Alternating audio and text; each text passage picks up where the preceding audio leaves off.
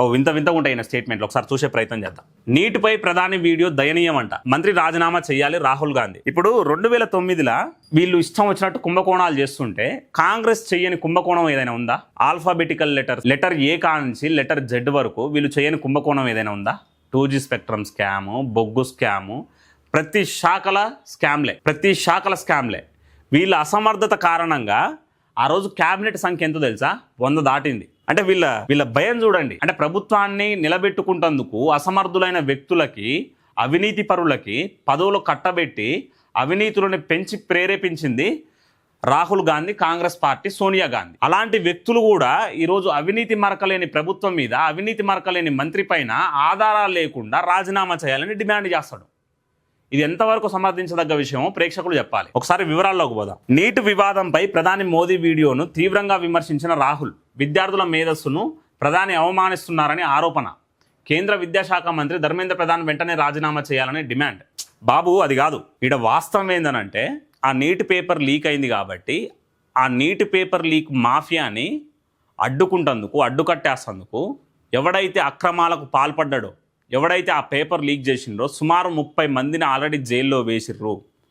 విచారణ వేగవంతం చేసి ఫాస్ట్ ట్రాక్ కోర్టుల ద్వారా తీర్పులు ఇచ్చి వాళ్ళ శాశ్వత చిరునామా జైలుగా మార్చడానికి ఈరోజు కేంద్ర ప్రభుత్వం, నరేంద్ర మోదీ గారు నిర్ణయం తీసుకున్నారు. అంతటితో ఆగకుండా భవిష్యత్తులో ఎవరు అధికారంలోకి వచ్చినా పేపర్ లీకులు కాకుండా ఒక ముసాయిదా బిల్లుని ఈరోజు క్యాబినెట్ ముందు పెట్టి ఆ బిల్లుని పార్లమెంటు ముందు ప్రవేశపెట్టి పార్లమెంట్లో ఆమోదం పొందంగానే చట్టం లెక్క మార్చి అట్లాంటి అక్రమార్కుల గుండెలలో రైళ్లు పరిగెత్తిస్తేందుకు ఈరోజు కేంద్ర ప్రభుత్వం చర్యలు తీసుకుంటుంటే నువ్వు వాటిని అడ్డుకునే ప్రయత్నం చేస్తున్నావు. నీ ప్రధానమైన డిమాండ్ ఏంటిది? మంత్రి రాజీనామా చేయాలి. నువ్వే అన్నావు కదా 2009లో మంత్రులు రాజీనామా చేయంగానే ప్రభుత్వాలకు ఏం కాదు, మంత్రులు కాదు రాజీనామా చేయాల్సింది, వ్యవస్థ మారాలని నువ్వే చెప్తివి, నీతులు చెప్తివి.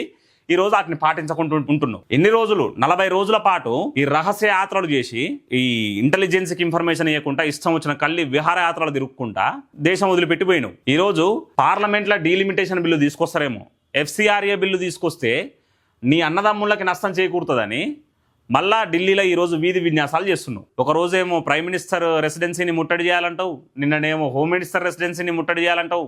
ఎందుకు ఈ వీధి నాయకుల తీరుగా నీ విధి విధానాలు ఎందుకుంటున్నాయి? ఒకసారి సమాధానం చెప్పాలి. వీళ్ళ మెయిన్ భయం అదే. ఈరోజు పొరపాటున కేంద్ర ప్రభుత్వం మళ్ళా డీలిమిటేషన్ బిల్లుని ప్రవేశపెడితే రాజకీయాలు మారినాయి, NDA సంఖ్య పెరిగింది కాబట్టి డీలిమిటేషన్ బిల్లు మద్దతు పొందితే రాజకీయంగా కాంగ్రెస్ పార్టీకి ఎక్కడ నష్టం చేకూరుతుందో అని భయం. FCRA బిల్లుని ప్రవేశపెడితే ఎక్కడైనా అన్నదమ్ముళ్ళు 16,000 మంది NGOకు సంబంధించిన వ్యక్తులు నష్టపోతారేమో, కొన్ని కోట్ల రూపాయలు అందకుండా పోతాయేమో అని భయం రాహుల్ గాంధీకి.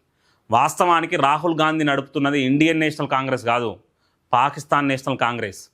ఈరోజు గ్రేట్ నికోబార్ ప్రాజెక్ట్కి అడ్డం పడుకుంటా చైనాకి లబ్ధి చేకూర్చే ప్రయత్నం రాహుల్ గాంధీ చేస్తుండు. రాహుల్ గాంధీ చైనా ఏజెంట్ అనేది బహిరంగ రహస్యం. 2008లోనే ఒక ఒప్పందం జరిగింది. ఈరోజు ఉన్నది ఇండియన్ నేషనల్ కాంగ్రెస్ కాదు. ఆ ఒప్పందం ప్రకారం ఈరోజు ఉన్నది చైనీస్ కమ్యూనిస్ట్ కాంగ్రెస్. వాళ్ళకు అనుకూలంగా పనిచేస్తుంది కాంగ్రెస్ పార్టీ మన భారతదేశంలో పనిచేస్తుంది. ప్రతి దానికి విమర్శలే. ఈరోజు చాలా స్పష్టంగా ఆ పేపర్ లీకేజ్ చేసిన అక్రమార్కులని ఇబ్బంది పెడతాం, వాళ్ళని ఆల్రెడీ జైల్లో వేసినాం, ఫాస్ట్ ట్రాక్ కోర్టుల ద్వారా శిక్షిస్తాం, వాళ్ళ శాశ్వత చిరునామా జైలుగా మారుస్తాం, ముసాయిదా బిల్లును ఈరోజు క్యాబినెట్ ముందు ప్రవేశపెట్టనున్నాం, దాన్ని పార్లమెంట్లో కూడా ప్రవేశపెడతాం, శాశ్వత చట్టంగా తీసుకొస్తాం, వ్యవస్థని మారుస్తామని ప్రధానమంత్రి అంటుంటే ప్రతి దానికి కాలడ్డు పెట్టే ప్రయత్నం నువ్వు చేస్తున్నావు. ఇది ఏ రకంగా హర్షించదగ్గ విషయమో ప్రేక్షకులంతా చెప్తే బాగుంటుంది.